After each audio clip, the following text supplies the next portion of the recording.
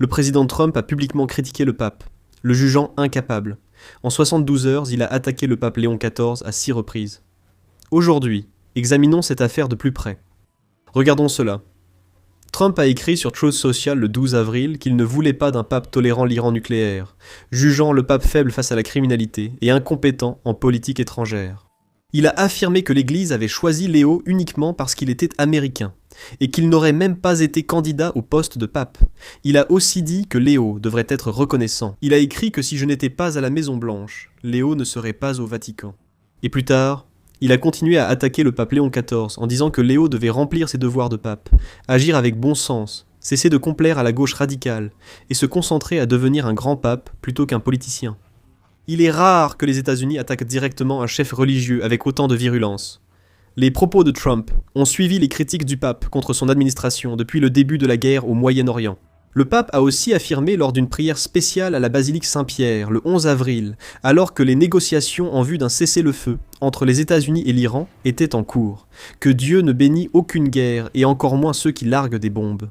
Bien qu'il n'ait pas nommé quelqu'un, le contexte indique que ses propos visaient Trump, déclenchant une polémique entre le pape et le président. Cette fois, le Vatican a visé les États-Unis en déclarant qu'un pays démocratique ne peut rester sain que s'il s'enracine dans des valeurs morales.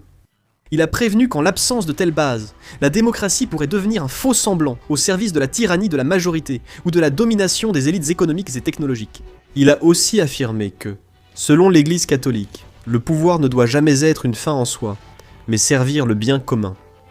Ce n'était pas directement adressé aux États-Unis, mais beaucoup de médias étrangers l'associent au conflit avec Trump. De plus, J.D. Vance, la vice-présidente des États-Unis, a également déclaré lors d'un événement d'un groupe conservateur en Géorgie que tout comme le vice-président américain doit être prudent lorsqu'il s'exprime sur les politiques publiques, le pape doit aussi faire preuve d'une grande prudence lorsqu'il aborde des questions théologiques. Le conflit entre le pape et Trump continue, la plupart de la communauté internationale critiquant Trump. Il est rare que le président américain et le pape se disputent publiquement. Avant, même face à des propos désagréables d'un dirigeant religieux, l'attitude était plus conciliante. Mais le président Trump a immédiatement lancé des critiques virulentes contre le pape, ce qui a provoqué un véritable scandale. Ce n'est pas la première fois dans l'histoire qu'un pape est critiqué. Cependant, depuis le XXe siècle, certaines personnes ont ouvertement critiqué le pape ou le Vatican. Par exemple, dans le cas de Maduro, le président du Venezuela, lorsque le Vatican a critiqué le gouvernement vénézuélien, il a qualifié le Vatican de bureaucrate venimeux et a reproché au pape d'être manipulé par des complotistes de droite. De même, sous l'Allemagne nazie, quand le Vatican a critiqué les nazis, Hitler a traité le pape de réactionnaire et a même prévu de l'enlever. Staline, en Union soviétique, a prononcé la célèbre phrase « Combien de divisions le pape a-t-il ?» mettant ainsi la pression sur le Vatican. Cela était très inhabituel. Dans la communauté internationale, le président Trump est critiqué. Giorgia Meloni, première ministre italienne, juge ses critiques envers le pape inacceptables.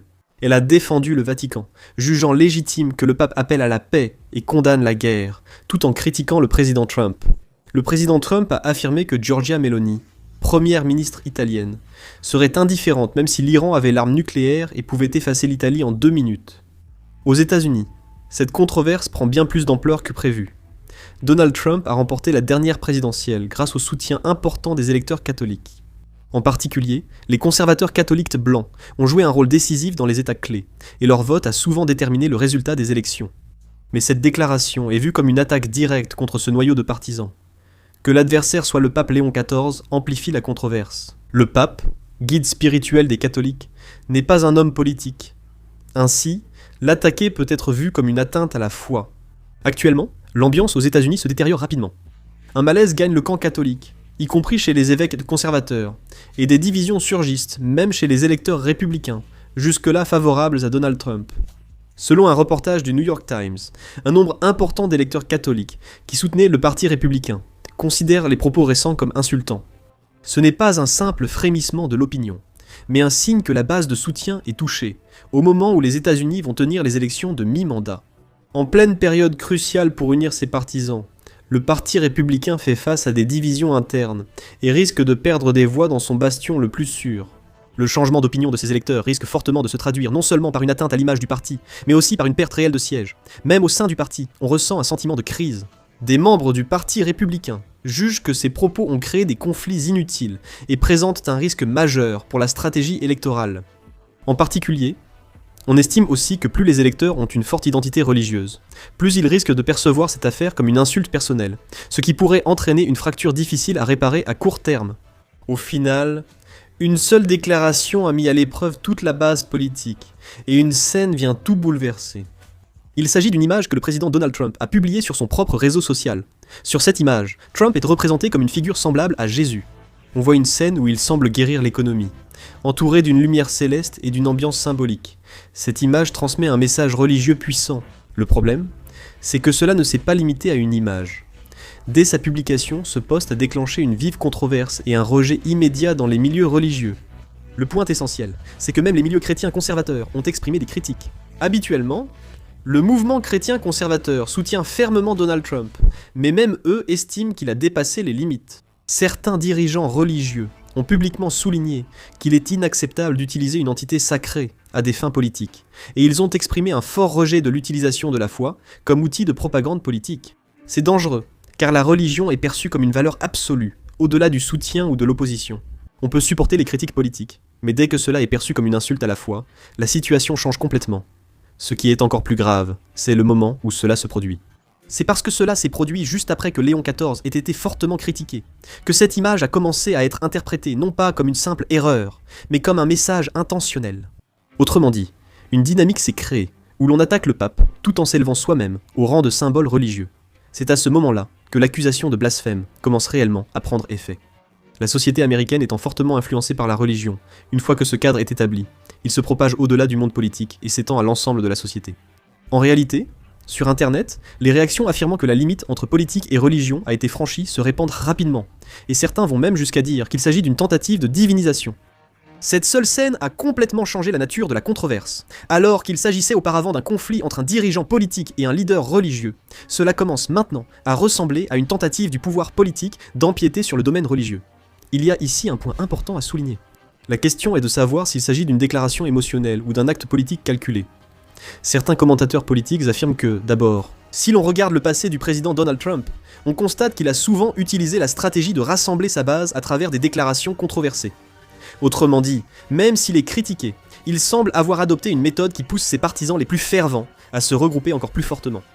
Cette attaque est également interprétée dans le même contexte.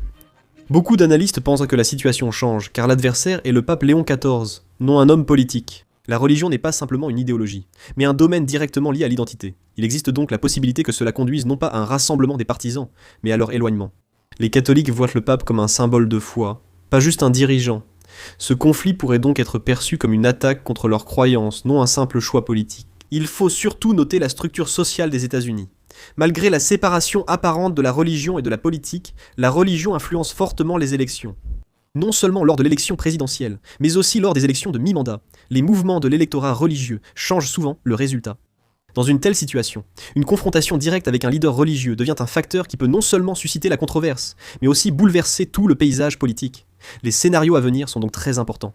Si ce conflit s'intensifie, les électeurs catholiques risquent de se détourner. De nouvelles fissures pourraient aussi apparaître dans les relations avec l'Europe. Giorgia Meloni, la première ministre, s'étant déjà opposée publiquement, si cette tendance s'étend, cela pourrait aussi nuire à la cohésion du bloc occidental.